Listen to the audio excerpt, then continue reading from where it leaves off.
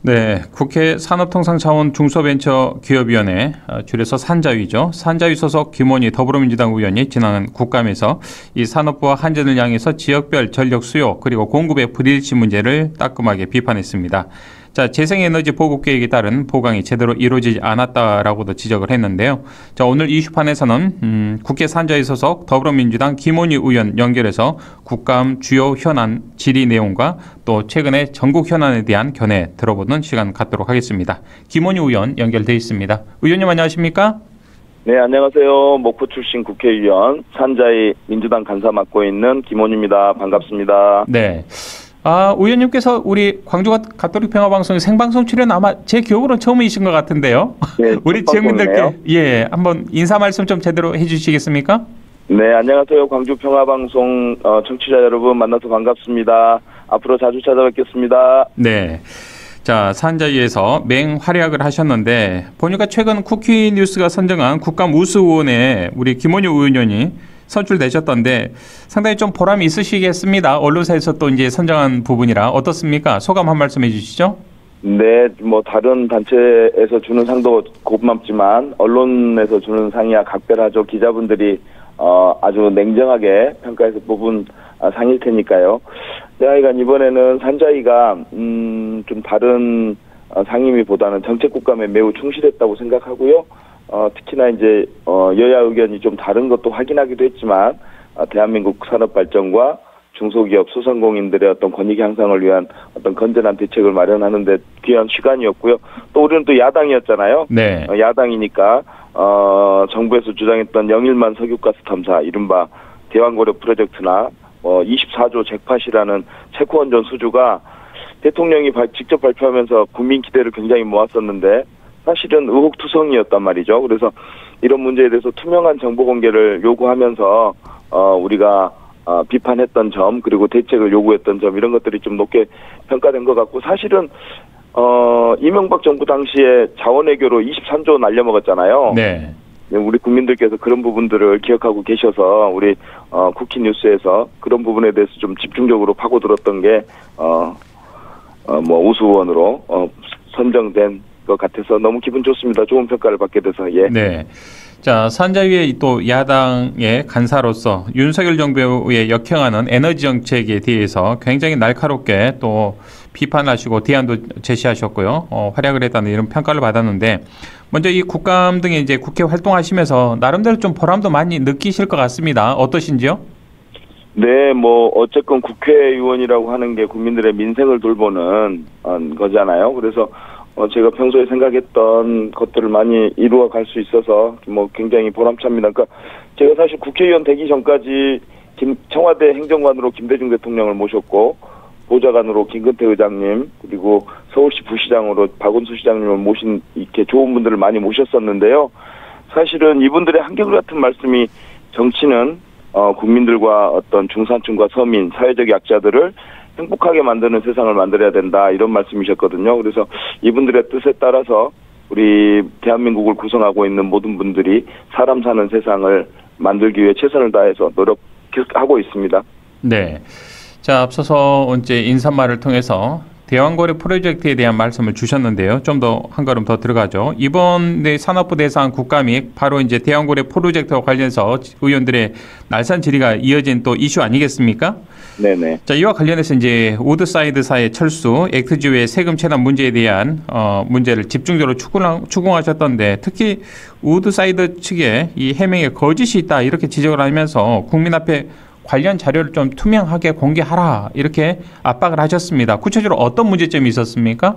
네, 방금 사회자 질문 중에 우드사이드의 그 해명이 거짓이었다고 말씀하셨는데 네네. 우드사이드가 아니라 액트지오고요. 액트지오요? 예, 정정하겠습니다. 액트지오의 거짓말이었고요. 네네. 윤석열 대통령이 지난 6월에 그 직접 발표를 하셨어요. 대왕고려 프로젝트를 그러면서 최대 140억 배럴 매장 가능성을 언급하면서 2,000조의 가치가 있다 이렇게 밝혔단 말이에요. 그러면서 엄청나게 국민들의 기대를 높였는데 알고 봤더니 이 140억 배럴의 매장 가능성을 분석했다고 하는 이 세계적 기업이라던 액트지오가 세금을 체납하고 있는 1인 기업이라는 게 드러났고 또 이 부실한 액트지오와 알면서도 특혜 계약을 2차례나 해준 사실이 드러났고 이 액트지오를 분석한 해외 자문 전문가라고 하는 사람들이 데이비드 모릭이라는 사람인데요. 네. 이 사람들이 석유공사의 어떤 구모 팀장하고 스승과 제자 사이고,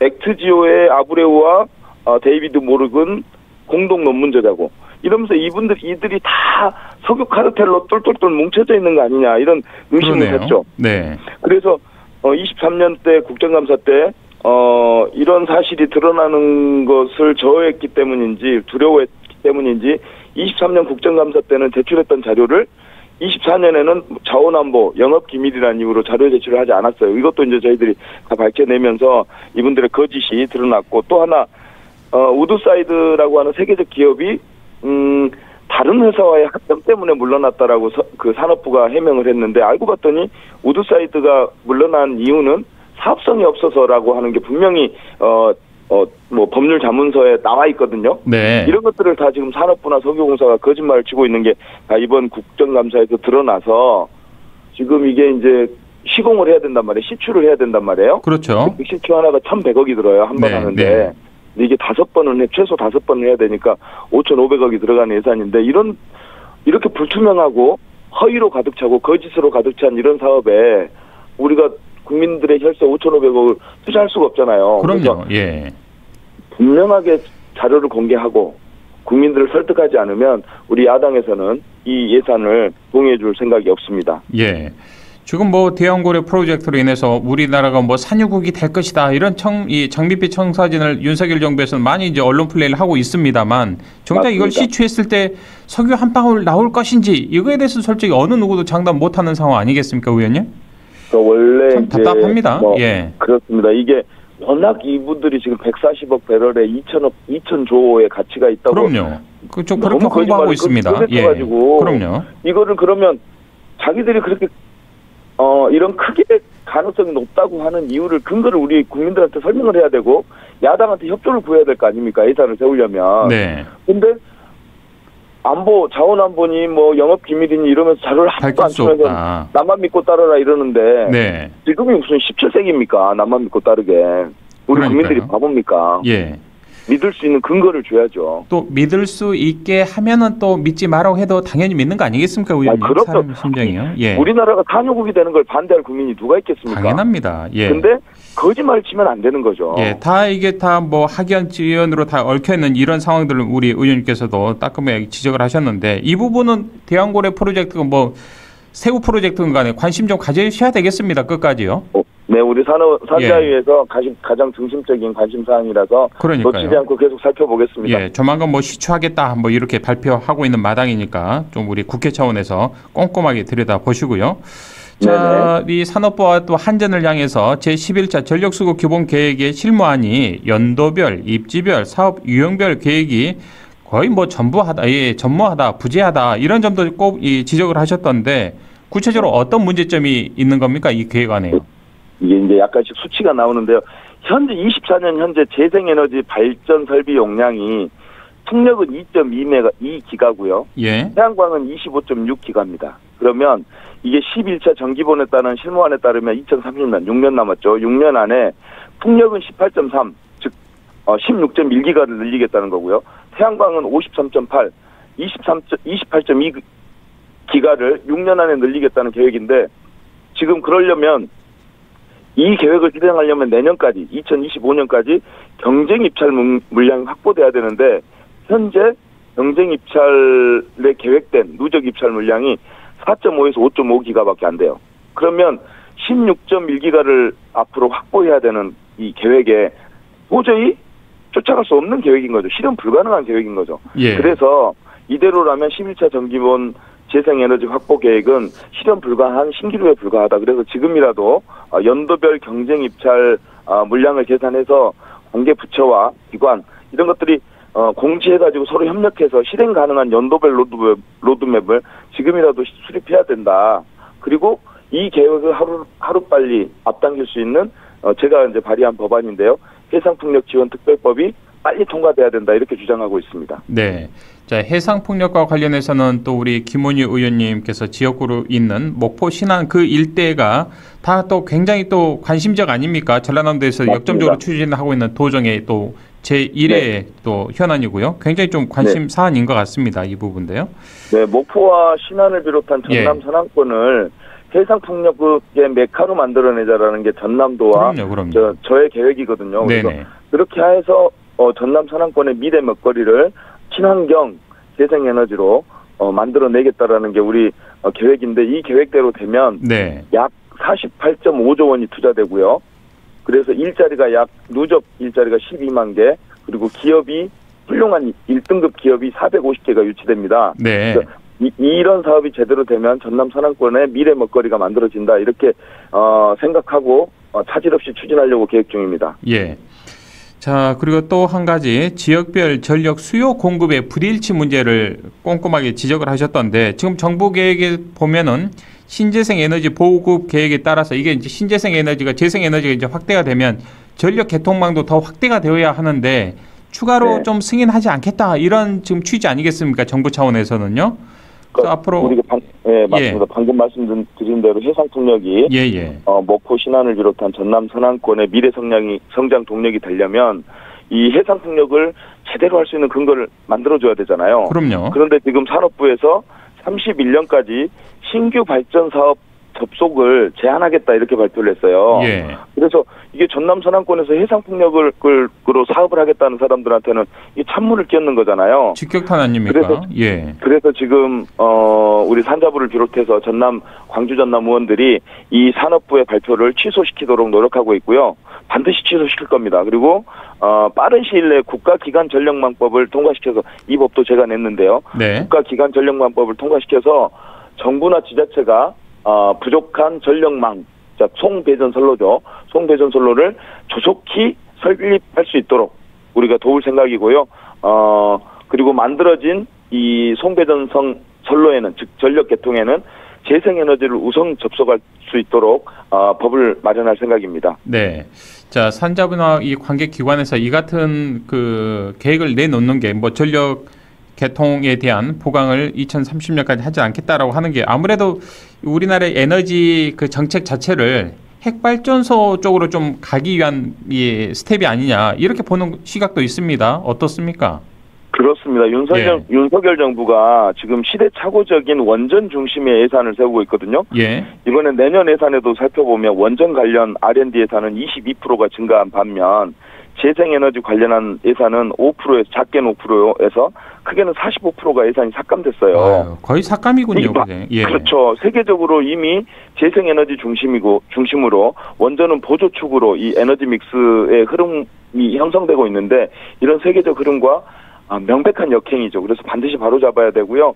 기후 위기도 맞고 또 아리백이라든가 탄소 국경세라든가 이렇게 새롭게 제기되는 우리 경제 장벽들이 있지 않습니까? 이런 것들에 대비하기 위해서는 재생에너지 중심으로 그리고 원전은 부득이하게 보조축으로 이러한 기본 원칙을 바로 세워야 되고요. 윤석열 정부를 설득하겠습니다.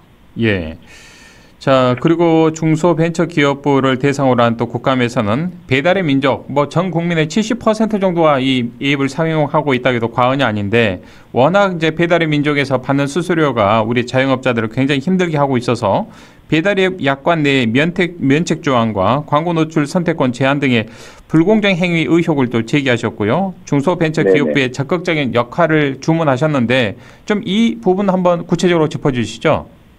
그러니까 이게 거래에서 이제 이게 전자상거래잖아요, 일종의. 그러다 보니까 거래에서 문제가 많이 발생한단 말이에요.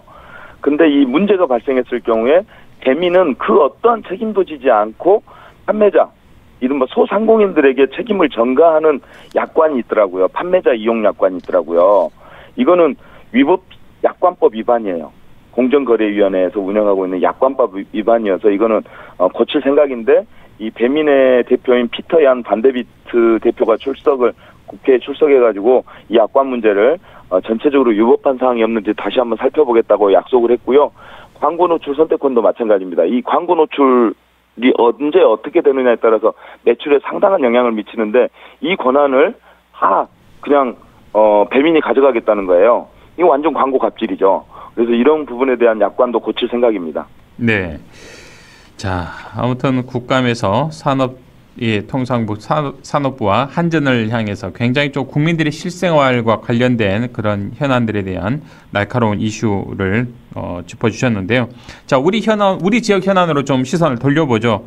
네. 김원유 의원 하면은 또 전남 국립의대 신설과 관련해서 다른 여느 의원님들에 비해서 굉장히 큰 관심 가지고 계십니다. 네, 그렇습니다. 전남 국립의대 어디로 가야 한다고 보십니까? 저는 답은 하나입니다. 저는 시종일관 목포의대를 빨리 지정해서 설립해야 된다. 그게 갈등도 줄이고 현재 어떤 의료 불균형도 해소할 수 있는 지름길이다 이렇게 생각하는데요.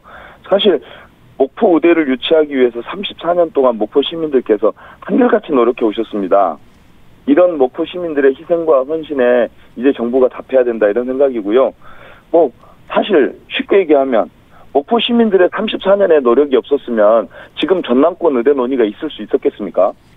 저는 목포 시민들의 이런 노력에 대한 보상이 지금이라도 이루어져야 된다 이렇게 주장하고 있고, 네. 그래서 전남권 의대 공모 사업이 전남도에서 진행되고 있는데, 그렇죠. 지금이라도 목포 의대를 지정하는 게 옳다 이렇게 생각하고 있습니다. 예. 자, 전남 국립의대의 그런 진행 과정들을 큰 테두리에서 보면은요. 처음에는 동부권, 서부권 중에 특정 대학을 선정하는 단도간이 이제 줄을 이뤘다가 또 바뀝니다. 입장이 통합의대로 바뀌었다가 또 이른바 통합의 변주인 연합의대로 이름이 또 바뀝니다. 도대체 들쑥날쑥하는 이 공모의 원칙과 기준이 상당히 좀 애매모호하다. 양측 그러니까 전남 서부권과 동부권에 싫은 소리 듣게 하지 않기 위해서 전라남도가 좀 줏대가 없는 것 아니냐 이런 비판의 목소리도 있습니다. 동의하십니까? 그렇습니다. 그러니까 목포대 이 경쟁을 해야 되는 목포대와 순천대가 생각이 다르고 약간의 어떤 분위기가 업되는 건 어쩔 수 없죠. 그렇죠. 이럴 때 전남이 냉정하게 평가하고 기준을 잡고 나가야 되지 않겠습니까? 그게 바로 행정의 일관성과 연속성이 있어야 신뢰성을 획득할 수 있는 건데, 사실 그동안 역사를 보면 이명박 박근혜 정부는 목포의대 신설을 공약으로 내걸었었습니다. 그다음에 박준영 지사님 등 해가지고 전남도지사들이 목포의대를 공약으로 내걸었고, 실제 지사가 된 다음에 전남 지사 중심으로 목포의대 유치 결의대회까지 지사 중심으로 열었습니다. 이건 전남권 의대가 아니라 목포대 의대였습니다. 이런 행정의 일관성에 따라서 전남이 그 중심을 잡아줘야 되는데, 그때그때 시류에 따라서 단독의대였다가 공동의대였다가 통합의대였다가 또 의대 공모였다가 다시 또 통합의대를 얘기하고 있는 이런 흔들리는 행정을 하면 어느 누가 그런 전남의 어떤 권위와 신뢰를 주겠습니까? 저는 지금이라도 전남이 중심 확실히 잡고 준비되어 있는 34년 전부터 노력을 해서 가장 준비가 충실한 목포의대를 지정해야 된다 이렇게 생각합니다. 네, 그게 지금 현재 용역을 진행하고 있는 업체와 또 법무법인 컨소시엄에서는 11월 25일쯤에는 어떤 결과이든 간에 우리 도민들에게 공표를 하겠다라고 하니까요. 좀 며칠 더 지켜보면 될 것 같습니다.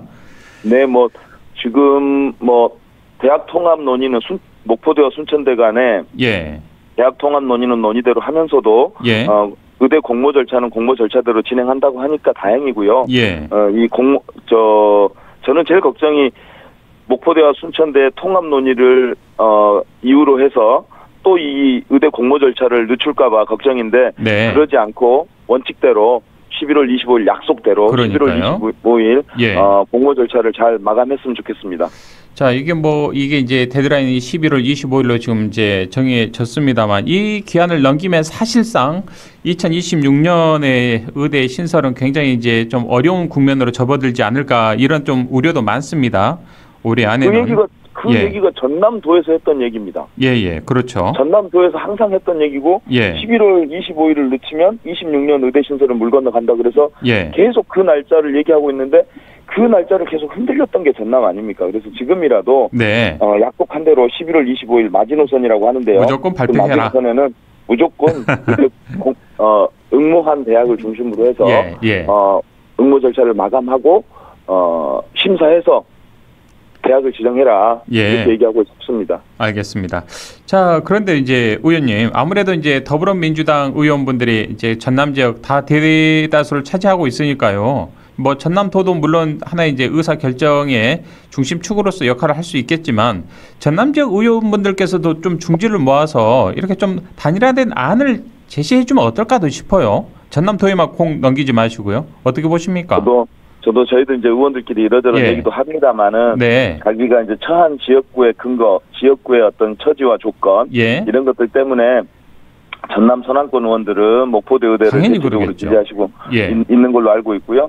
이거 순천도 마찬가지 아니겠습니까? 그래서 저는 이렇게 공모가 뭐 의대 지정이 지금 사실상 이제 어려워졌는데 목포대 의대 지정이 그러면 그냥 공모 절차라도 제대로 잘 진행했으면 좋겠어요.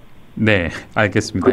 예. 그래야 그 결과를 모두 수긍할 거 아닙니까? 그러겠죠. 예. 또 네. 어떤 결과가 나오든 간에 좀 되지 않는 쪽에서 이걸 좀 겸하게 수용을 하고 대신 네. 되지 않는 쪽의 반대 급부에 뭔가가 좀 인센티브가 주어졌으면 이제 좀 갈등이 원만하게 좀 해결되지 않을까도 싶어요. 그 부분 저는 예. 의대는 하나지만 네. 대학병원이 하나일 이유는 없죠. 그렇죠. 저는 의대와 대학병원을 먼저 한 곳에서 목포 의대지 제 기준에서는 목포 의대가 될 텐데 네. 목포대 의대와 대학병원을 먼저 신설한 다음에 가장 빠른 시일 내에 순천에다도 대학병원을 설립해야 된다 이렇게 생각하고 있습니다. 예, 알겠습니다.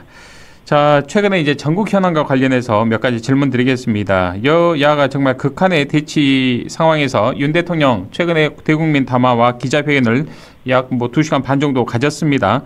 우리 의원님께서는 이 대국민 담화 어떻게 지켜보셨습니까? 저는 정말 너무 당황스러웠어요. 저는 진짜 진솔한 사과를 기대했는데 네. 사과가 아니라 배를 내밀어 버린 꼴이죠. 이게 국민들이 기대하고 있는 사과는 이게 아닌데 자기들은 그러니까 부산일보 기자가 사과를 하셨는데 어떤 내용으로 사과하셨는지 사과의 기본은 구체적으로 무엇을 잘못했는지 분명히 자기의 잘못을 인정해야 되는데 뭘 잘못했다는 건지 모르겠다 이렇게 재질문을 하지 않았습니까? 네. 저는 그 상황이 그 대국민 담화의 어떤 상징적인 장면이라고 생각하고요. 저는 이 윤석열 대통령이 정말 이 위기의 본질을 알고 있느냐. 김건희 여사로부터 비롯된 국정 개입, 국정농단, 그리고 여러 가지의 이권 개입과 주가 조작 사건, 그다음에 양평 고속도로 종점 변경 사건, 그다음에 디올백 수수 사건, 그다음에 공천 개입과 이런 국정 개입과 국정농단에 대해서 이해하고 있는지. 근데 자기는 잘못한 게 없다는 거 아니에요, 구체적으로는. 이런 마음으로 어떻게 국민들의 마음을 돌릴 수 있을지 걱정이고요. 그래서 우리 민주당에서는 이제는 더 이상 안 되겠다. 그래서 윤석열 정부를 규탄하고 김건희 특검을 주장하는 천만인 서명 운동과 더불어서 저는 개인적으로 이제는 정말 윤석열 정부가 이제는 자기 스스로 짐을 내려놔야 되는 거 아니냐 이런 생각까지 하고 있습니다. 네, 알겠습니다. 자, 지금 더불어민주당 김원유 의원과의 이슈판을 생방송으로 듣고 계시는데요. 8966번을 쓰는 우리 애청자님께서 빵통을 통해서 대왕고래 프로젝트에 관련해서 의원님 말씀과 관련해서 국민 시선 돌리게 하는 거죠. 정말 이젠 속지 않습니다라는 또 따끔한 문자 함께 보내주셨습니다. 자, 의원님 지금 네. 방송 듣고 계신 우리 지역민들에게 짧게 한 말씀 마무리 말씀 해주시고 오늘 인터뷰 정리할까요? 네, 윤석열 정부를 심판하고 탄핵하자고 하는 분위기가 고조하고 있는데요. 국민 여러분과 함께 걸음 맞추어서 윤석열 정부를 심판할 수 있도록 최선의 노력을 다하겠습니다. 우리 민주당의 뿌리이자 심장인 광주 전남 우리 유권자 분들께서 함께 동참해 주셨으면 고맙겠습니다. 네, 알겠습니다. 오늘 말씀 고맙습니다. 네. 네, 지금까지 더불어민주당 김원희 의원과 함께했습니다.